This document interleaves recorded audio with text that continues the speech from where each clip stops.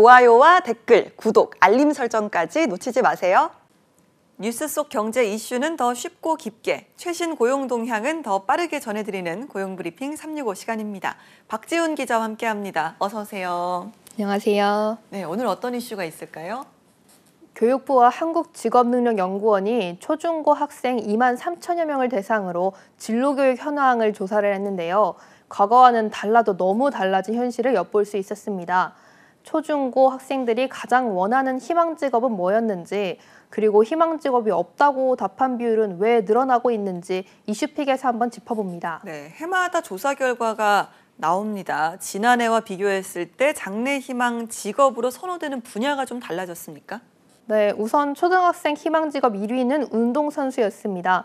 운동선수는 2019년부터 초등학생 희망 직업 맨 꼭대기 자리를 차지하고 있는데요.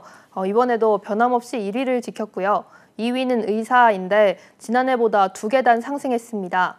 3위는 교사였는데요. 1년보다 1순위 밀렸고요. 다음으로는 크리에이터와 요리사 등이 각각 차지했습니다. 자, 중고등학생의 경우에는 또 어떤 부분이 달랐을까요? 네, 중학생의 희망 직업을 순위별로 보면요. 교사가 1순위였고요. 의사와 운동선수, 경찰관, 수사관 순으로 지난해와 같았습니다.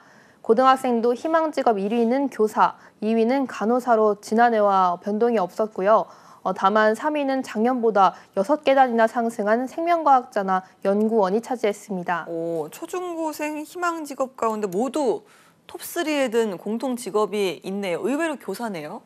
네, 이번 교육부 조사가 지난 7월 말 서울 서초구 교사 사건 이전에 이뤄졌기 때문에 교권 침해 이슈 같은 이런 사안이 반영되지는 않은 걸로 보입니다. 반대로 눈에 띄지 않는 직업군이 하나 있는데요. 눈치채셨을까요? 바로 공무원입니다. 공무원은 초중고 희망 직업 톱10 안에 모두 들지 못했습니다.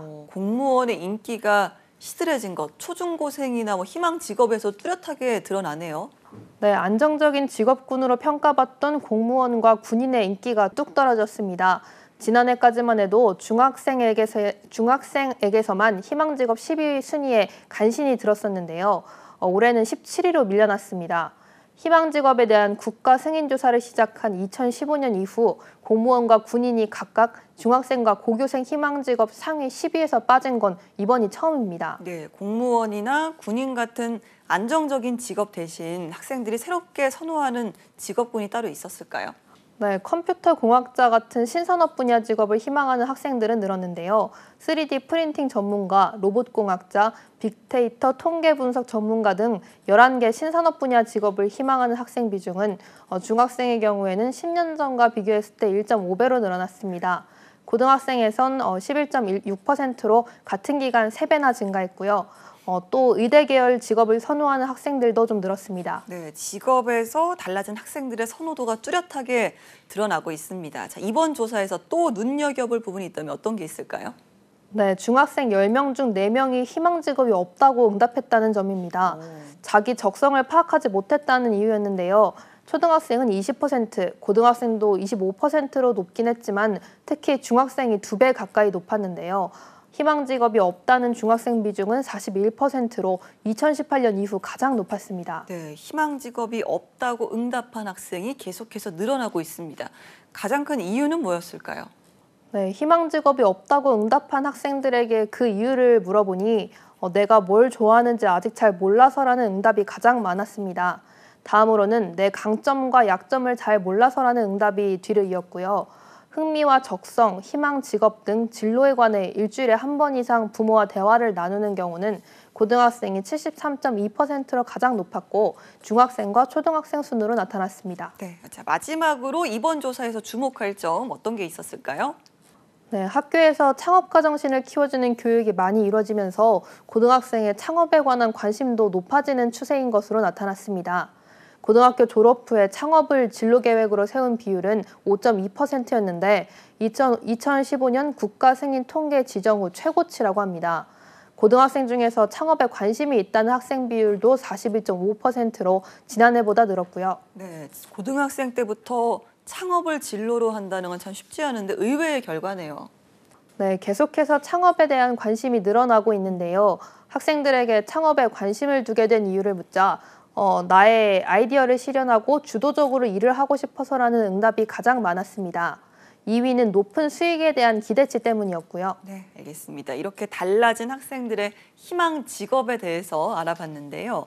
학생들이 희망 직업을 택하는 기준은 좀 어떻게 정립해 볼 수 있을까요? 네, 학생들이 희망 직업을 택하는 기준은 좋아하는 일이라서가 연령대와 상관없이 가장 중요했는데요. 비율적으로 보면 초등학생은 10명 중 6명 정도였지만 고등학생의 경우엔 39%에 그쳐서 아무래도 좀 아이들이 자랄수록 현실적으로 생각하는 부분이 좀 늘어나는 모습이었습니다. 그 다음 이유로는 내가 잘 해낼 수 있을 것 같아서와 돈을 많이 벌 수 있을 것 같아서가 차지했습니다. 네, 알겠습니다. 자, 오늘의 한 컷 이슈 어떤 소식 준비하셨나요? 요즘은 고물가에 아끼고 또 아끼는 분들 많으시죠? 그런데 이렇게 살림살이가 어려울 때도 못 줄이는 게 하나 있는데요. 바로 교육비입니다. 네, 맞습니다. 먹는 것, 입는 것 다 줄인다 해도 교육비를 줄이는 건 부모로서는 참 쉽지 않을 것 같습니다. 네, 통계청이 3분기 가계 동향을 조사한 결과 가구당 월 평균 소비 지출은 280만 8천 원으로 나타났는데요. 지난해 같은 기간보다 3.9% 늘었습니다. 이 가운데 교육 지출은 25만 6천 원으로 전체 소비 지출 가운데 9.1%를 차지했습니다. 분기별 평균 증가율은 11.5%로 전체 소비 지출의 평균 증가율을 크게 웃도는데요.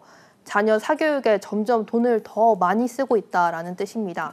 그럼 평균적으로는 교육비에 얼마나 지출하고 있었을까요?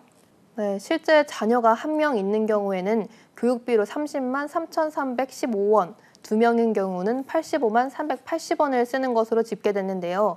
전년 대비 모두 10% 이상 늘어난 수치입니다. 소득 수준별 교육비 지출 양극화도 심각해지고 있었는데요. 상위 20% 가구의 월 평균 교육 지출은 1년 전보다 19% 상승했지만 소득 하위 20%인 1분위 가구는 13% 오히려 감소한 겁니다. 사교육이 입시에 극명한 영향을 준다는 점들을 좀 고려해보면 부모의 경제적 배경이 사교육 격차를 통해서 입시 결과에 반영된다라는 그런 해석이 나오는 이유입니다. 네, 알겠습니다. 진로와 직업교육은 공부와는 또 다른 목표가 될 수 있는데요. 그런 만큼 주변인과 많은 대화를 통해서 자기 적성과 진로에 대해서 찾는 시간이 꼭 필요하겠다라는 생각도 듭니다. 박지훈 기자와 함께했습니다. 고맙습니다. 네, 지금까지 고용브리핑 365였습니다.